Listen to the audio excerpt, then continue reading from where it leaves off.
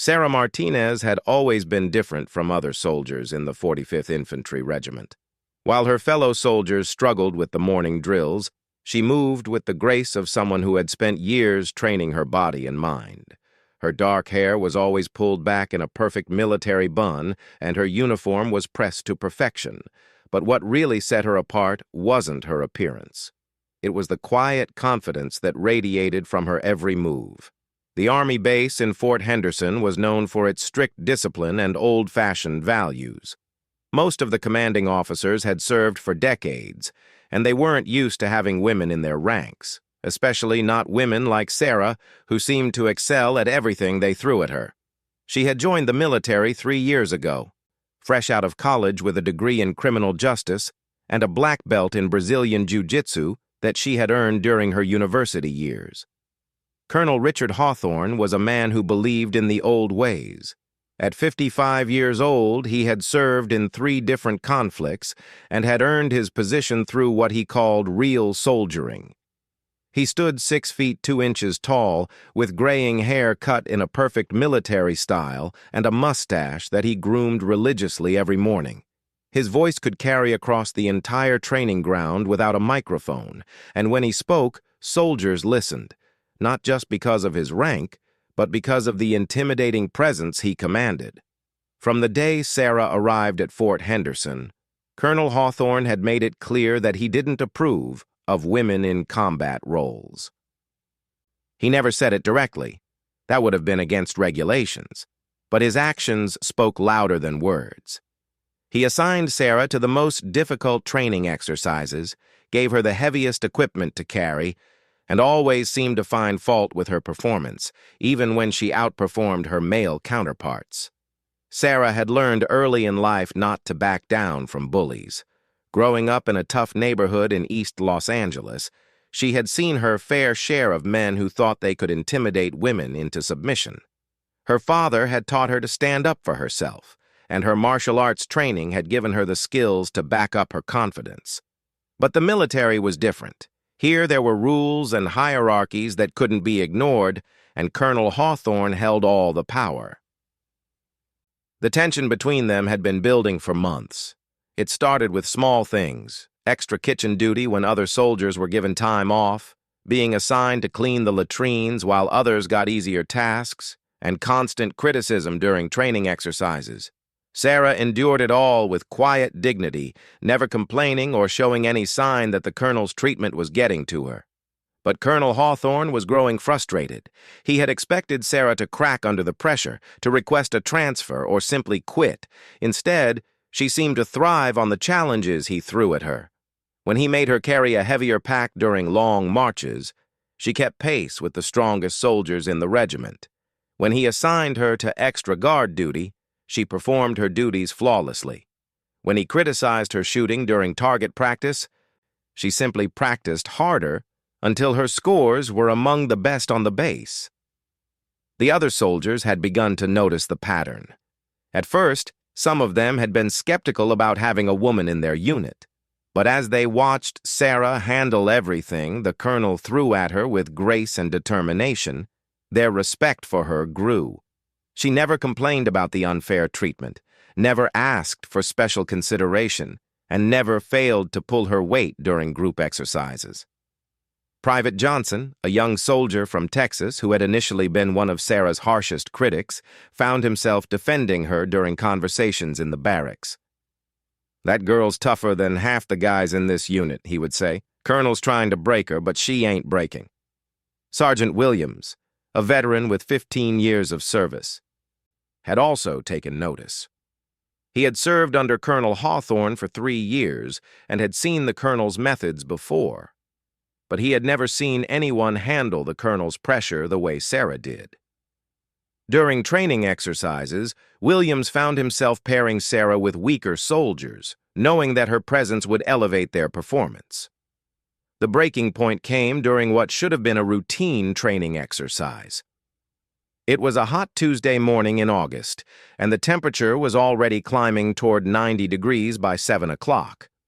Colonel Hawthorne had ordered a full combat simulation exercise, complete with 40-pound packs, weapons, and a 10-mile march through rough terrain.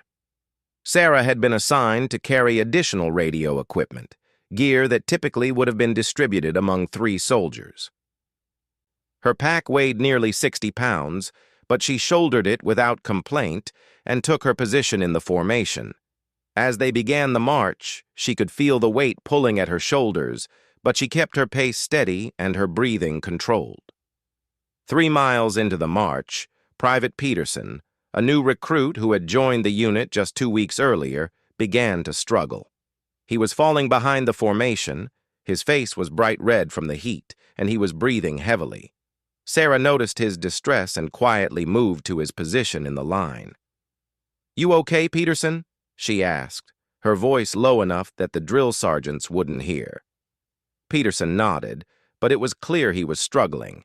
Without hesitation, Sarah reached for his pack and redistributed some of his gear to her own pack, which was already overloaded. She did it smoothly, without breaking stride, and without drawing attention to what she was doing. Colonel Hawthorne, who had been watching the exercise from his position at the front of the formation, noticed the interaction. He saw Sarah helping Peterson, and instead of recognizing it as an act of teamwork and leadership, he saw it as an opportunity to finally break her spirit. He called for a halt to the exercise and marched back to where Sarah and Peterson were standing. His face was flushed with anger, and his voice carried clearly across the formation as he addressed Sarah. "Martinez!" he barked. "Did I give you permission to redistribute equipment?" Sarah stood at attention, looking straight ahead. "No, sir." "Do you think you know better than your commanding officer how to run a training exercise?" "No, sir." Colonel Hawthorne stepped closer to Sarah, invading her personal space in a way that was clearly intended to intimidate her. The other soldiers watched in uncomfortable silence, knowing that something was about to happen, but powerless to intervene. "You think because you're a woman, you can change the rules whenever you feel like it?" the colonel continued, his voice rising. "You think you can play nursemaid to every weak soldier in this unit?" Sarah remained silent, but those who knew her could see the tension building in her shoulders. She had endured months of this treatment, always maintaining her composure, always following orders. But there was something different about this moment. Perhaps it was the heat, or the fact that she was being criticized for helping a fellow soldier, or simply the accumulation of months of harassment. Whatever it was, something inside her was reaching its breaking point. Colonel Hawthorne seemed to sense that he was finally getting to her, and he pressed his advantage. He stepped even closer, until he was almost nose to nose with Sarah, his breath hot on her face as he continued his verbal assault. The 282 soldiers of the 45th Infantry Regiment stood in perfect formation, watching their commanding officer humiliate one of their own. Some of them were uncomfortable with what they were seeing, but military discipline demanded that they remain silent and motionless. They had no idea that they were about to witness something that would become legendary in the annals of Fort Henderson. The desert sun beat down mercilessly on the formation of soldiers as Colonel Hawthorne continued his verbal assault on Sarah Martinez. His face was now inches from hers, and she could smell the coffee on his breath mixed with the unmistakable scent of someone who enjoyed asserting power over others. The silence from the 282 soldiers watching was deafening, a silence filled with tension and the collective holding of breath. "I asked you a question, Martinez," Colonel Hawthorne snarled, his voice dropping to a menacing whisper that somehow carried more threat than his earlier shouting. "Do you think being a woman gives you special privileges in my unit?" Sarah's jaw tightened almost imperceptibly. She had trained herself over the months to remain calm under his verbal attacks, to let his words wash over her without penetrating her armor of professional composure. But something about this moment felt different. Perhaps it was the injustice of being criticized for helping a struggling comrade, the very kind of teamwork and leadership that the military was supposed to instill. Or maybe it was the way Colonel Hawthorne was using her gender as a weapon, turning what should have been irrelevant into a tool of humiliation. "I was helping a fellow soldier, sir," Sarah said, her voice steady, but with an edge that hadn't been there before. Colonel Hawthorne's eyes flashed with anger. This was the first time Sarah had responded with anything other than the standard military acknowledgments. He had finally gotten under her skin, and he intended to push until she broke completely. "You were undermining my authority," he shot back, stepping even closer. "You were showing weakness and teaching weakness to others. In combat, that kind of bleeding heart attitude gets people killed." The irony wasn't lost on the soldiers watching. Sarah Martinez was widely regarded as one of the toughest and most capable soldiers in the regiment. Her physical fitness scores were consistently in the top 5%, her marksmanship was exceptional, and her tactical knowledge surpassed that of soldiers who had been in service twice as long. If anyone in the unit was prepared for combat, it was Sarah. Sergeant Williams, standing 30 feet away in the formation, found his hands clenching into fists. He had seen enough of Colonel Hawthorne's behavior to know that this was personal, not professional. The colonel wasn't trying to build a better soldier or maintain discipline. He was trying to humiliate and break someone who threatened his worldview. Private Johnson, sweating in the heat but afraid to move or speak, remembered his own first weeks in the unit when Sarah had helped him learn to properly maintain his weapon.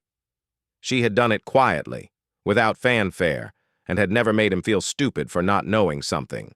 The idea that she was somehow weak or unfit for military service was ridiculous to anyone who had actually served alongside her. "You want to play soldier?" Colonel Hawthorne continued, his voice rising again. "Then act like one. Stop babying the men in this unit and stop thinking your sob story background gives you the right to freelance during my exercises." The reference to her background hit Sarah like a physical blow. Colonel Hawthorne had clearly read her file and knew about her childhood in a rough neighborhood, her single mother who had worked 3 jobs to keep food on the table, and the struggles she had overcome to earn her college degree and military commission. Using that against her wasn't just unprofessional, it was cruel. But it was what happened next that would be talked about for years to come at Fort Henderson. Colonel Hawthorne, seeing the flash of pain in Sarah's eyes at his reference to her background, decided to drive the knife deeper. He reached out with his right hand, intending to grab her shoulder and shake her, to physically emphasize his dominance and complete her humiliation in front of the entire regiment. It was a mistake that would cost him dearly.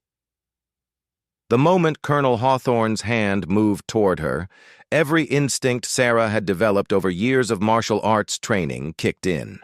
She didn't think about military protocol or the consequences of her actions. She didn't consider the fact that 282 soldiers were watching, or that she was about to lay hands on a superior officer. In that split second, she simply reacted to what her body and mind recognized as a physical threat. As the colonel's hand reached for her shoulder, Sarah's left hand shot up and caught his wrist. At the same time, she stepped slightly to her right, moving offline from his approaching grab. The movement was so quick and smooth that many of the watching soldiers almost missed it. What they couldn't miss was what happened next. Colonel Hawthorne, expecting his intimidation tactic to work as it had countless times before with other soldiers, suddenly found his arm trapped in Sarah's grip. He tried to pull back, but she had positioned herself perfectly to control his movement. For a moment, confusion crossed his face as he realized that this small woman had stopped his advance without apparent effort. "Let go of my arm," he said, his voice tight with surprise and growing anger. Sarah looked directly into his eyes for the first time during the confrontation. "Let go of your attempt to put your hands on me, sir," she replied. Her voice calm, but with an steel undertone that made it clear she was no longer the passive target he had thought her to be. The standoff lasted only seconds, but to the 282 soldiers watching, it felt like an eternity. They could see their commanding officer, a man they had been trained to view as unquestionable authority, locked in a grip with a soldier he had been systematically harassing for months. Some of them had quietly hoped someone would stand up to Colonel Hawthorne's bullying, but none of them had imagined it would happen like this. What happened next would be debated and retold countless times in the barracks, the mess hall, and wherever soldiers gathered to share stories. Colonel Hawthorne, his face now red with rage and embarrassment, made his second critical mistake of the encounter. Instead of de-escalating the situation, instead of stepping back and reasserting his authority through proper military channels, Colonel Hawthorne let his anger override his judgment. With his left hand, he swung at Sarah, aiming a backhand strike at her face that was clearly intended to show every soldier watching who was really in charge. The strike never landed. Years of Brazilian jiu-jitsu training had taught Sarah to read an opponent's intentions in the micro-movements of their body. She saw the strike coming before Colonel Hawthorne had fully committed to throwing it. As his left hand came toward her face, she ducked slightly and stepped in closer, maintaining her grip on his right wrist, while his left arm passed harmlessly over her head. The movement brought her inside his guard, close enough that she could smell his aftershave and see the network of broken blood vessels in his eyes that spoke of too many years of drinking and too much anger. For a moment, they were almost embracing, but there was nothing affectionate about their proximity. Colonel Hawthorne, off balance from his missed strike and confused by Sarah's unexpected proximity, tried to push her away with his body weight. It was exactly the wrong thing to do against someone with her training. Sarah had spent hundreds of hours learning to use an opponent's force and momentum against them. As Colonel Hawthorne pushed forward, she stepped back and to the side, maintaining her grip on his wrist while using his own momentum to pull him further off balance. At the same time, she brought her right arm up and around, threading it under his right elbow. The arm lock that followed was textbook perfect. Sarah's positioning created leverage that turned Colonel Hawthorne's own strength against him.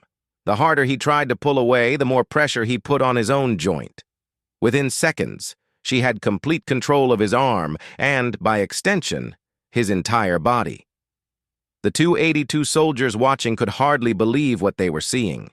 Their commanding officer, the man who had seemed so powerful and intimidating just moments before, was now completely at the mercy of the woman he had been trying to humiliate. The desert training ground had never been so quiet. 282 soldiers stood frozen in formation, watching a scene that would be burned into their memories for the rest of their military careers. Colonel Hawthorne, the man who had ruled their daily lives with absolute authority, was trapped in an arm lock by the very soldier he had been trying to humiliate. Sarah Martinez held the position with the calm precision of someone who had performed this technique thousands of times in training. Her breathing was steady, her stance was balanced, and her control was complete. Colonel Hawthorne's right arm was extended and trapped in a position where any sudden movement would cause him significant pain and potential injury. "Release me immediately!" Colonel Hawthorne hissed through clenched teeth, his face now bright red from both anger and the awkward position he found himself in. Sarah's voice was calm when she responded, but loud enough that every soldier in the formation could hear her clearly.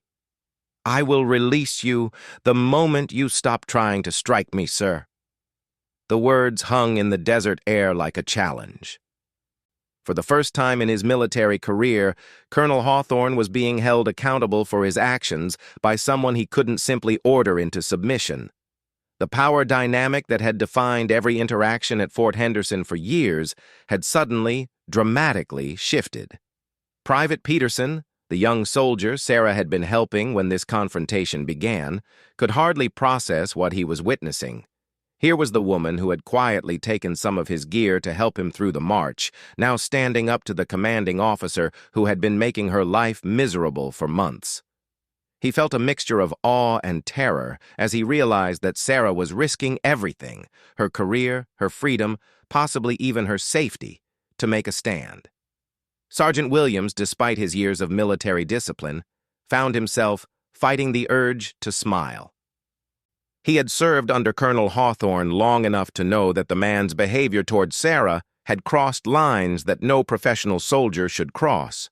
Seeing him held accountable, even in such an unconventional way, felt like justice being served. But the standoff couldn't last forever. Colonel Hawthorne, realizing that his attempts to pull free were only tightening Sarah's control, tried a different approach. Instead of fighting against the lock, he suddenly relaxed his arm and shifted his weight, attempting to use his greater size to overpower her through leverage rather than strength.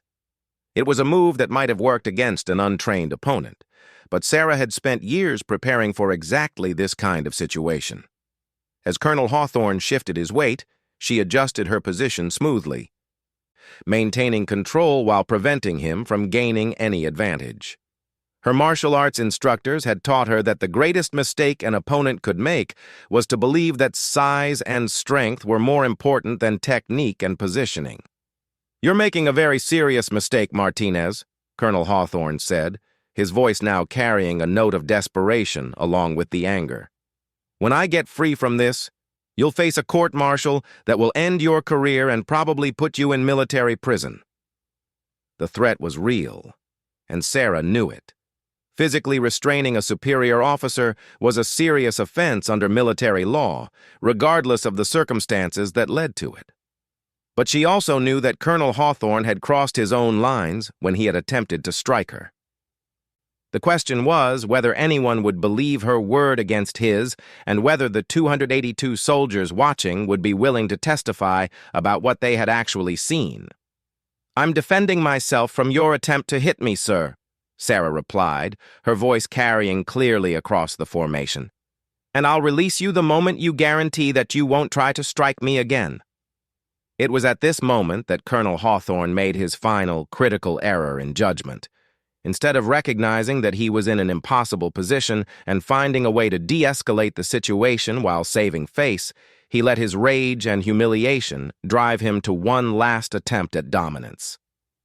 "I'll show you what happens when you put your hands on a superior officer," he snarled, and began to thrash violently against Sarah's hold, using all of his considerable strength to try to break free. Sarah had been hoping to avoid what happened next. Her martial arts training had taught her to always seek the minimum force necessary to control a situation. But when someone fights against a properly applied joint lock with full force, the joint will eventually give way. The crack of Colonel Hawthorne's arm breaking was audible across the entire formation. It wasn't a dramatic sound like in the movies, just a sharp, wet snap that made several soldiers wince and look away. Colonel Hawthorne's scream of pain and rage echoed across the desert training ground, and he immediately dropped to his knees as Sarah released her hold. For a moment, complete silence returned to the formation. 282 soldiers stared in shock at their commanding officer kneeling in the dirt, clutching his broken arm and breathing heavily through the pain. Sarah stood over him, not in triumph, but with the expression of grim resignation as she realized that her military career was likely over. "I need a medic," Colonel Hawthorne said through gritted teeth, his voice now stripped of all its earlier authority and intimidation. Sarah immediately stepped back and called out, "Medic! Officer down! Possible broken arm!" Her voice carried the clear professional tone of someone trained to handle emergency situations, even when she was the cause of the emergency. As Doc Martinez, no relation to Sarah despite the shared name, ran forward with his medical kit, the spell that had held the formation motionless was broken. Soldiers began to whisper among themselves, processing what they had just witnessed. Some were shocked by the violence. Others were impressed by Sarah's technique, and still others were simply amazed that someone had finally stood up to Colonel Hawthorne's bullying. Lieutenant Morrison, the highest-ranking officer present besides the injured colonel, stepped forward to take control of the situation. He was a young officer, relatively new to Fort Henderson, and clearly struggling to figure out how to handle a situation that wasn't covered in any training manual. "Martinez, step back and remain at attention," he ordered, his voice not quite as steady as he would have liked. Sarah moved away from Colonel Hawthorne and assumed the position, standing perfectly straight with her eyes focused ahead. She showed no emotion, no regret, no satisfaction, no fear. She simply waited for whatever would come next. As Doc Martinez worked to stabilize Colonel Hawthorne's arm and prepare him for transport to the base hospital, Lieutenant Morrison faced the unenviable task of figuring out how to report this incident to his superiors. A superior officer had been injured by a subordinate during a training exercise. The circumstances would need to be investigated, statements would need to be taken, and decisions would need to be made about charges and disciplinary action. But before any of that could happen, he needed to deal with the immediate situation.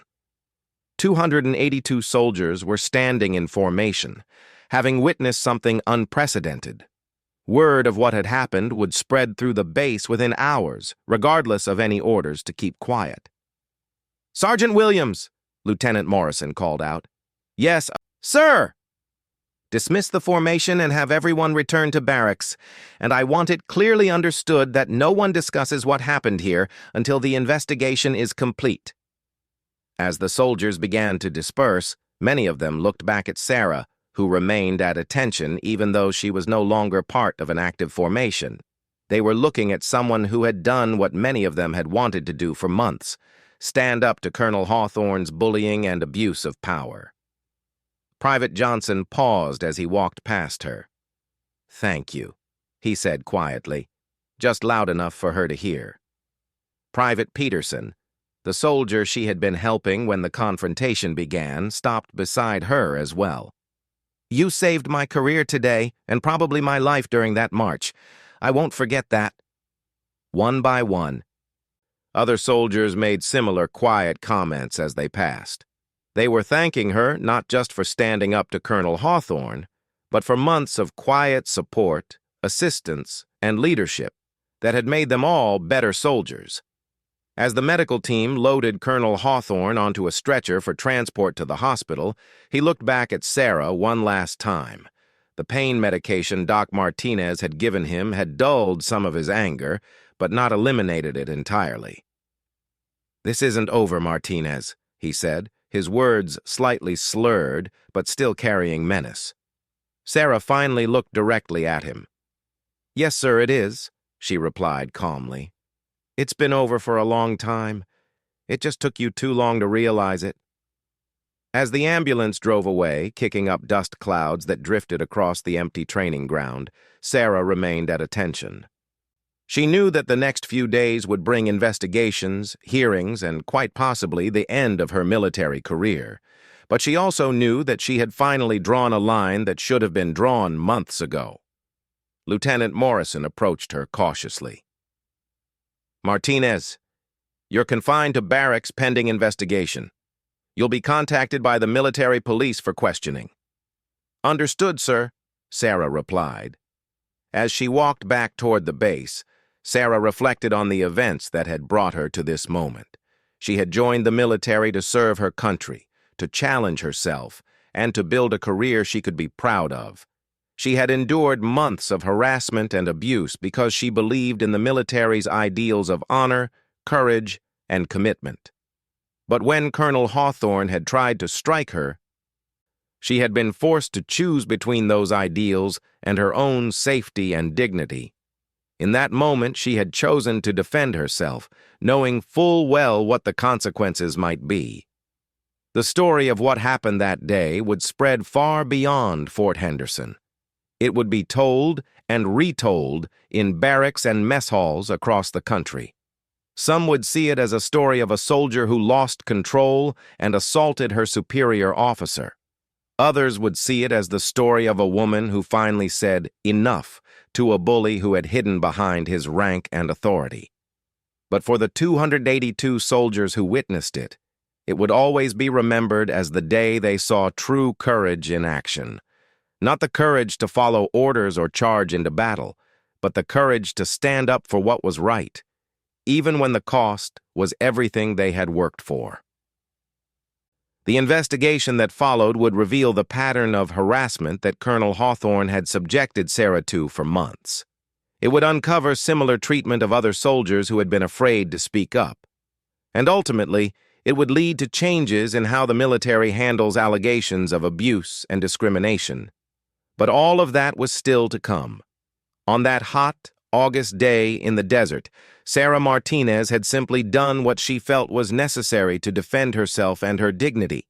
In the process, she had shown 282 soldiers what it looked like to refuse to be a victim, regardless of the consequences.